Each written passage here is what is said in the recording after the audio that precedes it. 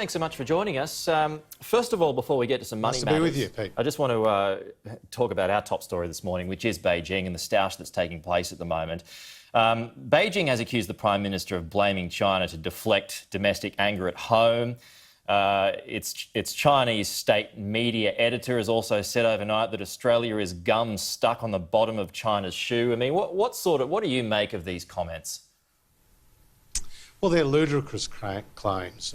The reality is Australia thinks it's prudent and sensible for there to be an independent and transparent investigation to the origins of this global pandemic that has killed thousands and thousands of people across the world. That's the sensible course of action going forward. We won't bow to economic coercion. We will continue to talk up in Australia's national interest, and we won't trade off health outcomes for economic outcomes. This is a very serious global pandemic that has disrupted the economies around the world, but also taken many, many lives. And there does need to be that investigation, as the Prime Minister has called for. How hard is that criticism to cop, you know, especially on a day when Deloitte forecasts that the economic hit to this economy will be $60 billion over the next 4 months?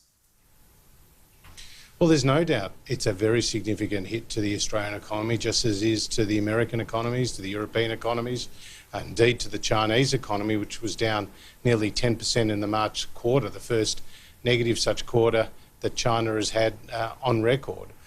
The reality is that our economic partnership with China is very important to both countries. Around 60% of the iron ore that they import comes from Australia. Last year alone, that created enough steel to build 10,000 Sydney Harbour bridges.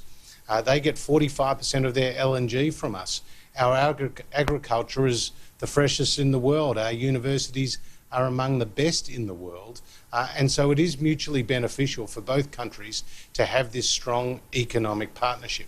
But when you get something such as the coronavirus and the global pandemic that has disrupted the globe as it has, there does need to be this independent, open and transparent investigation, and that's why we've called for it and will continue to call for it, and that's why we'll stand up for Australia's national interest. You just mentioned education. I just want to ask you about schools. Are you able to outline the $13 billion incentive for schools in order for them to restart face-to-face learning? Well, there's been a request from the independent and Catholic school sector that we bring forward some of their funding, and that is what Dan Tehan, the Education Minister, has announced today. It's equivalent to around 25% of their Commonwealth funding, and it will come in May and in June.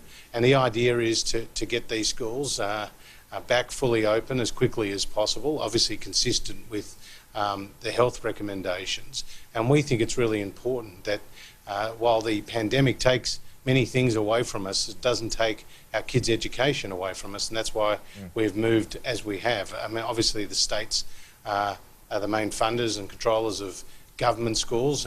When it comes to the independent Catholic school sector, the federal government plays a very significant role, and that's why we've responded the way we have. Does that set you on a collision course with the states?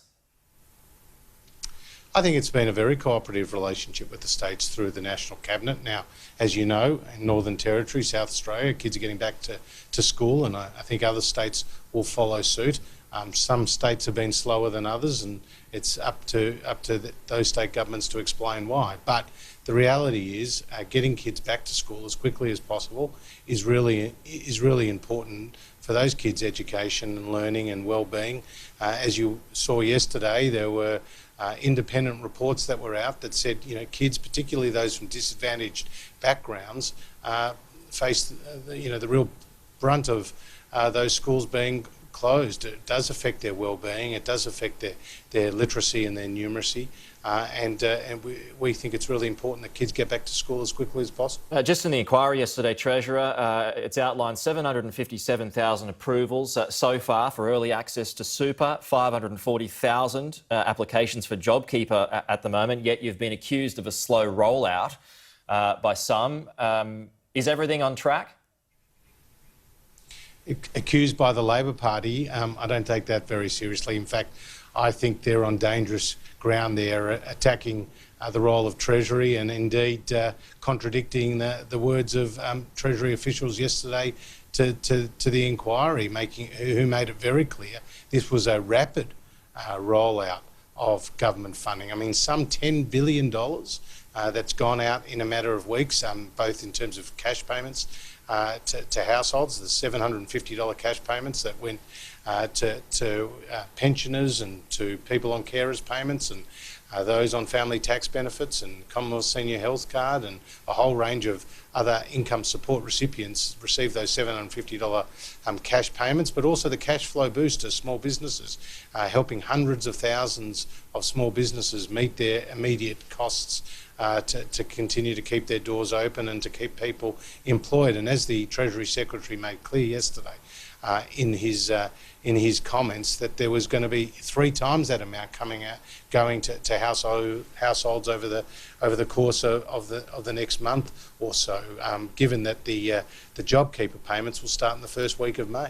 All right, Treasurer, we're out of time, but thanks for your time this morning. Thanks for joining us. Good. Well, coming up, the UK falls silent to pay tribute to frontline health workers, plus